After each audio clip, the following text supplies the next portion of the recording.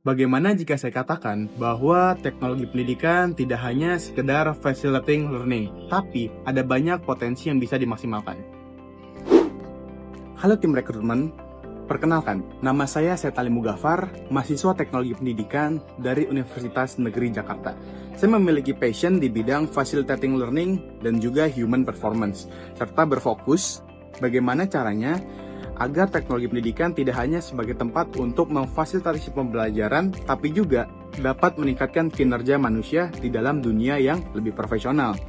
Motivasi saya mengikuti Digistar Internship Telkom adalah saya percaya bahwa teknologi pendidikan tidak hanya tempat untuk memfasilitasi pembelajaran, tetapi juga dapat meningkatkan kinerja manusia dengan menerapkan semua sumber daya yang tersedia.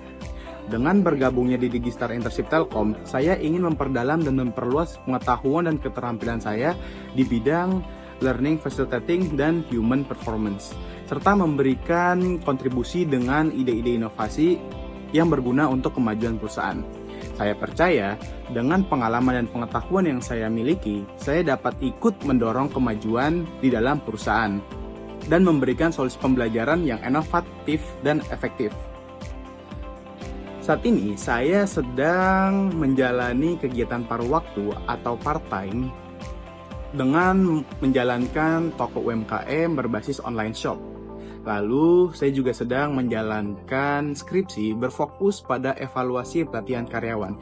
Serta saya juga mempelajari hal-hal baru seperti AI, bagaimana menerapkan tools AI ke dalam konten pembelajaran.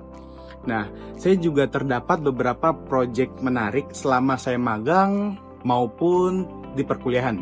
Yang pertama, selama di tempat magang, saya mendapatkan proyek untuk membuat rancangan experiential learning untuk para karyawan di sana. Pertama-tama, saya mengikuti pelatihan karyawan sebagai evaluator penilaian. Saya menilai kualitas materi, penyampaian fasilitator, respon dan reaksi, serta kegiatan awal sampai dengan akhir pelatihan dengan menggunakan indikator yang telah saya rancang.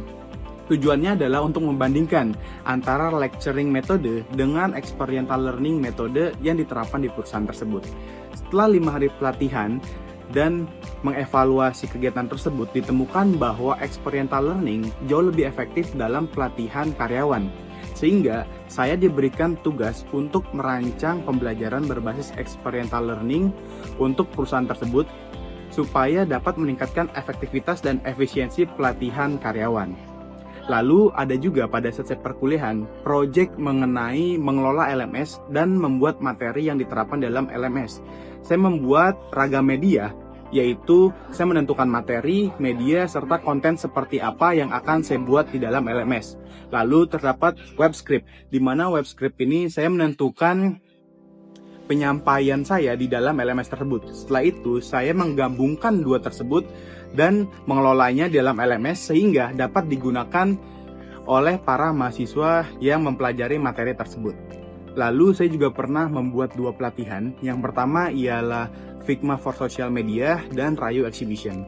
Nah, yang pertama, Figma for Social Media adalah pelatihan yang saya dan tim saya di kelas buat, yaitu mengajari tools Figma kepada para peserta untuk digunakan di dalam sosial media seperti Instagram, TikTok, dan lain sebagainya. Prosesnya seperti pembuatan desain grafis, poster, ataupun konten-konten kreatif. Selanjutnya, Rayu Exhibition, di mana di sini saya dan tim kelas saya membuat eksibisi pameran teknik pengambilan foto. Dalam eksibisi tersebut, kami tidak hanya memamerkan foto, tapi juga kami memberikan pelatihan singkat mengenai bagaimana cara pengambilan teknik foto yang baik dan benar kepada para peserta yang mengikutinya.